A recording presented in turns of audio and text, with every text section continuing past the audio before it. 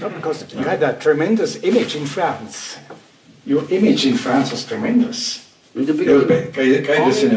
You were the most famous man in France. In the 70s. Yes. But also, what is interesting, that I was also very, very successful in Italy. Casiraghi and a lot of... So there was something between critics, Italian critics and French critics, who I discovered loved my films for different reasons. And then critics actually in other countries too were good, but they were not always loving the films for the same reason. Therefore, I discovered that actually I had this kind of, what I was doing was not necessarily... Bojana disagrees. Yeah, what? You're constantly talking about your first two films. Since Cahiers changed, you were not mentioned once. Yeah, they quite hated me, yeah. When they moved to Maoist period, when they dropped pictures. Yeah. No. Thank you for remembering. Yeah, no, I remember old Cahiers. You see critic here, sitting in front of you, who has no one... Gentleman is from Cahiers? No, maybe he looks but like... do you have pictures, or you still don't have pictures? I'm not from Cahiers. Please, don't insult me. Please. I was really shocked when Cahiers dropped the pictures. You remember there was this period when they... Yes, it became a Maoist journal. It became a Maoist journal. Maoist. Yeah. Maoists. Yeah. But American critics are also... Yeah, thank you for There's a question from the front row. Yes, I wonder how much have you followed up with, after your psychology studies, with psychological literature or philosophy, even, or film theory? Is this something you've been reading while doing, your first, second, third, and then later films? And what was very influential to you? Was it like Freud or more Lacan, for example? It's something that interests me. No, it's more Eisenstein, Pudovkin, and Russian cinema.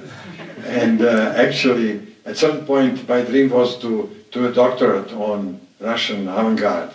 But then I was thrown out of, I was thrown out of Belgrade. So all this academic development stopped at a certain point. I could not live in the town. But so it was more, I think that I learned more psychology. I continued with my studies of Russian editing, but not necessarily Freud. It was more, I discovered probably Reich more, Freud was a little boring, and Reich was strange. And especially when I discovered that they burned all his books. So when we got a chance to live, we lived in the States in 1969, we got, what was that, 9 months to live in the States, it was communication studies. So it was basically, I was treated as somebody who was doing journalism as a student, and for the grant was for me to visit film studios and TV stations, and of course we used it just to go to see underground movies and meet some interesting people. And Reich very quickly became a center of my next film. It became because we started meeting people who were connected with Reich, and I was unaware, at the time when I read about Reich, I was unaware that he was put in prison. I was unaware that they burned all his books. And when we came there in America, even a lot of people who were connected with Reich, they didn't speak to each other. They were frightened. Some of them died. Some of them committed suicide, people who were with Reich, because Reich died in prison as outcast. But then when I discovered that probably there is a movie, we started digging more. And the greatest thing that I liked was to shoot the place when all his books were burned. It was in a big incinerator in the south of New York. But what I didn't know, even in the film, you can see the place where the books were burned. And there is a voice saying, here, all Reich's books are burned. And my idea was that they collected probably, I don't know, 1 truck of books or something. But they were I think it was several tons of his books. The American government burned all Reich's books that had nothing to do with Oregon, nothing to do with, it was some kind of government revenge. It's unbelievable what happened to the man. So when we traveled around and then we met the family, etc., then that's how WR got developed through our trip around. But basically it started from my grant for journalistic grant, not psychological. But it got connected. There's a question. Yes, you mentioned Russian avant-garde, Eisenstein, Werk, and so on. Now we can hear you. You mentioned Russian avant-garde, Eisenstein, Werk, and so on, but you also used many times Jauregui. Can you explain that connection? Is it only because some similarities to Leni Riefenstahl, or what is the real connection to Jauregui? The real connection is that I've seen all these films from my age of 12.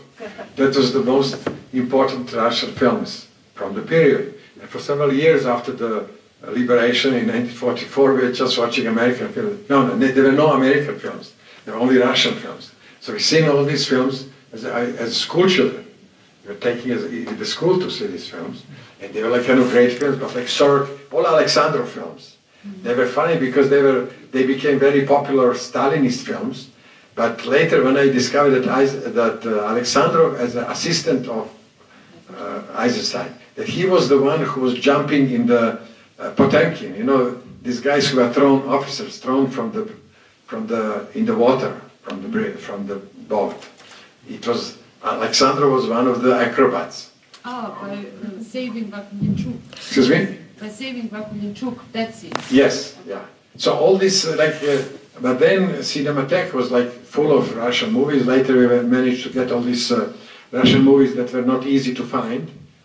And later I was lucky even to see the first package that came of Russian films after the perestroika and how to you call it, friendship with America and Russia. I was invited to a great first meeting of collective of American people who were running cinematheques and critics, and Russian guys who were teaching film and running cinematheque. It was an unbelievable meeting in America in 1969 or 70 or 70, some 71, I don't know, one of these years. And I was invited by Americans, and I was the only non-American, non-Russian. But Americans asked Russians, would they like to see me at this meeting? And they said, oh yes, Russian critics and Russian guys from cinematheques. So I was the only one there, and what happened, it was like 3 days, big meeting, translation, and after the second day, the misunderstanding between Americans and Russians, and they were all people who loved movies, and they were movie people. But misunderstanding was so horrible that Russians were ready to pack and go. Because whatever Russians said, the translators were translating it directly. So the Russians would start the speech, they said, as you know well, the film art is the most important art of all arts. So the translator would translate it directly. But it was like Lenin's or Stalin's words, you know. So when Russian would say the film art is most important art, he was joking against bureaucracy. And it was almost like saying, fuck Lenin and Stalin. So Russians would start ironically, because the irony was the main way how you could speak politically in Russia. There was no direct political speak in Russia. And I remember when we traveled first time in Russia, they all speak through poetry, they speak through Mayakovsky, they quote Dostoevsky. That was the way to speak politically in Russia. And you quote something and everybody knows that it relates to something else. So this meeting between Americans and Russians was absolutely a disaster. And then I was like forced to like translate to them.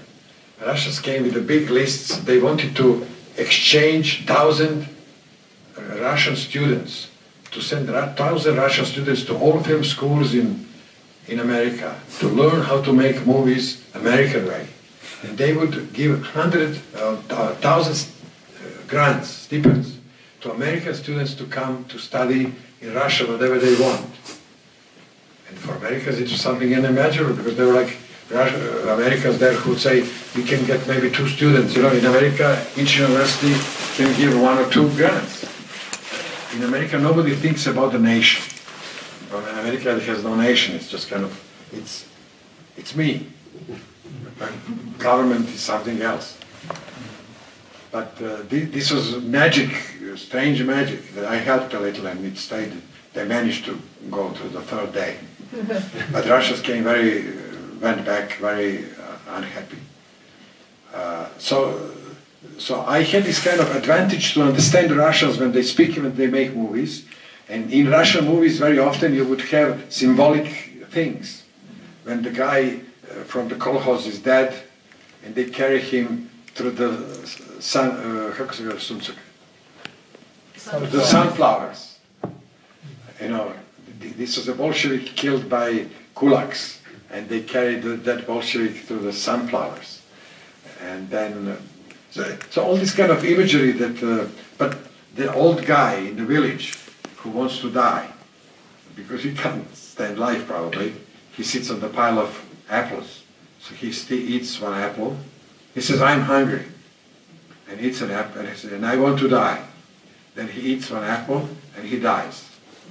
This is one of these fantastic Russian movies from the 20s. But when you watch it now, you will understand that actually this sequence was shot at a time when about several million Ukrainians died of hunger, because there was this big Stalin cleaning of individual property in Ukraine. And there were literally millions, several million Ukrainians died. And that was the time when Dovzhenko made a film about this peasant who wants to die, who eats an apple, and he dies. And I've seen this film again a few days ago, and it was unbelievable. When you understand historically what this meant to be shown in Moscow, probably everybody in Moscow knew that this film is about what Bolsheviks did to Ukrainians. But it was like a strange language they used. So much about you being influenced by Soviet cinema. Any other questions? There is one in the second row.